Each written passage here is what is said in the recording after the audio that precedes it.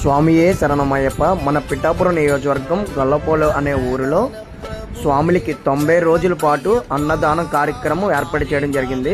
అలాగే స్వాములు చాలామంది భిక్ష చేయడానికి ఇబ్బంది పడుతూ ఉంటే కనుక కొన్ని లొకేషన్లు చెప్తాను చూడండి. భిక్ష ఎక్కడ పెడుతున్నారో మన పిఠాపురం మండలంలో గొల్లపురంలో భిక్ష పెడుతున్నారు, అలాగే కొండవరంలో పెడుతున్నారు, అలాగే కాకినాడ తిమ్మాపురంలో కూడా పెడుతున్నారు, కాకినాడలో భానుగుడి అయ్యప్ప స్వామి గుడి దగ్గర పెడుతున్నారు, కాకినాడ పెద్ద మార్కెట్లో కూడా పెడుతున్నారు. స్వామి శరణం. స్వాములు అందరూ భిక్షకి చేయడానికి ఇబ్బంది పడితే ఈ లొకేషన్లో భిక్ష మాత్రం పెట్టడం జరుగుతుంది. అలాగే ఈ వీడియో అందరికీ షేర్ చేసి స్వాములకి మనందరికీ షేర్ చేసి పెళ్ళే డ్యూటీలకు వెళ్తారు, జాబులకి వెళ్తారు, అలాంటి స్వాములకి ఇబ్బంది అయితే కనుక ఈ రీలు అందరికీ షేర్ చేయండి స్వాములందరికీ. ఎందుకంటే భిక్షకి చాలామంది స్వామిందులు ఇబ్బంది పడుతున్నారు. అలాంటి ఇబ్బంది పడకుండా ఈ లొకేషన్లో భిక్ష పెట్టడం జరుగుతుంది.